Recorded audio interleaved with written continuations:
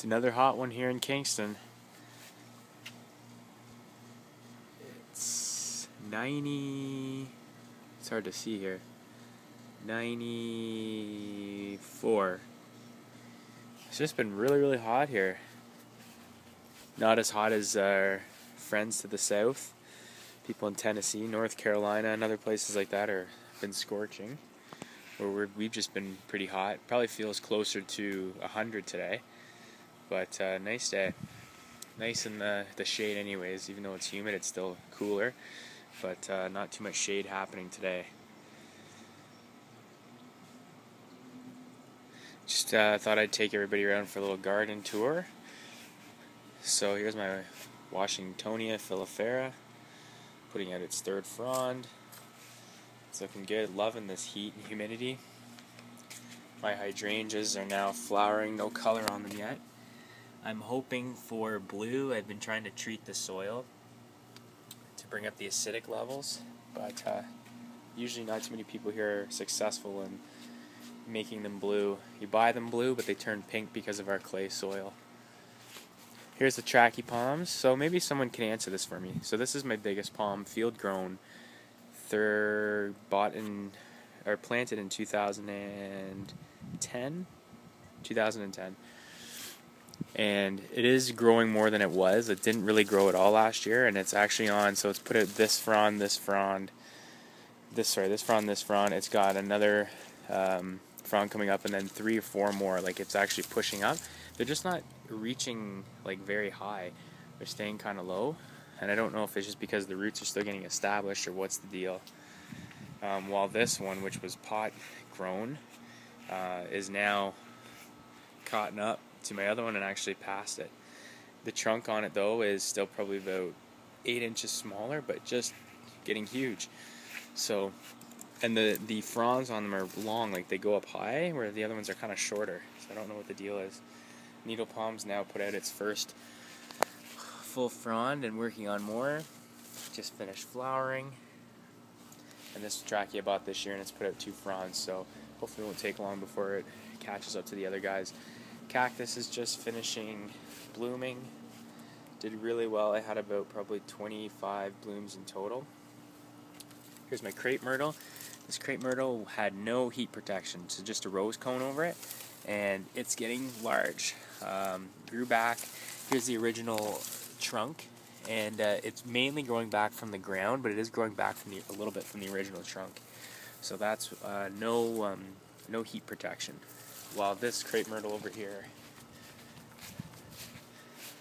did have heat protection, so you can see the difference in height, but I will no longer be heat protecting any of them. And here's my sable minor, which has put out 2 fronds, sorry. Slower growing here in our climate, but the trachees grow quick. So this trachee's put out 5 new fronds, so probably 10 to 15 in total by the end of the summer, since they're calling for nothing but heat. Here's the Virginianas. Virginiana has one last flower on it, and then it'll be done. But it looked really nice, flowered well. I've got some seed pods on it, which you can't see. There it is. And it's put out some good growth. Looks really nice. Love this tree. And here's the other one. Put out growth as well. And my pond looks awesome. So the mistake I've made in the past with this pond is I never filled it with enough plants. So I've loaded it with floating plants and duckweed, and it stays extremely clear now, where it used to be full of algae in the past. I also loaded it with snails from my trailer up at the lake. Grabbed some snails from the docks and stuff like that and put them in, so I think they're helping to keep it clean. It looks really nice. Got about 30 goldfish in there, which I'm going to leave in this winter because my neighbor's been leaving his in, even though it's only 2.5 feet deep. It doesn't seem to freeze to the bottom, even after our cold winter a couple years ago. So here's what's going on over here. My big leaf magnolia is putting out some good height, and the leaves are about 1 foot long, so looking good. I got some euphorbia here. That's a bay leaf tree, which will not live over the winter. More hydrangeas. My rhododendron got huge this year. Nothing's been chewing at it, which is kind of nice. now that I've blocked it off. And this rhodo that is not as large, but doing alright. The Yucca filamentosa coming back. Red banana, which is about 3.5 feet tall, and that was about 6 inches when I bought it. Been fertilizing a lot. Yucca filamentosa going to flower shortly. Most are flowering in town now, so this one's just a little bit further behind. Here's my trachea from Salt Spring Island that came over the winter with no heat protection, so just rose cone. So that's doing alright there. Likes the spot, I guess. What else? Got other yucca here, Spanish yucca, which I pulled out all the ivy that was around there, kind of smothering it, so it's looking good. There's a leather leaf coming back after being chewed up, like that, to get some good size on it one day. More rhodos, a Cuba, made a full recovery from the winter. Ice plant flowering. Large leaf rhododendron. This was the banana that I overwintered in my garage. It's about just over 2 feet tall. So it should probably get up to about 4 or 5 by the end of the summer. Some more euphorbia down there. Fig tree, no figs on it, probably too small. Hydrangeas. Small leaf rhododendron, all flowered back in April. Viburnum Davidii, getting bigger than it was last year, putting out its second leaf flush. Just a regular holly. Magnolia virginiana, moonglow, putting out some good growth. Finished flowering a little while ago. Japonica, grape holly. American holly tree is putting out its second flush right now. This tree is over 3 feet tall, and when I got it from the guy in Kingston, it was about probably a foot, or just over a foot. So, doing well in this location. Magnolia, Bracken's Brown Beauty, putting out major growth. Been fertilizing it quite a bit. It's flowered 3 times now.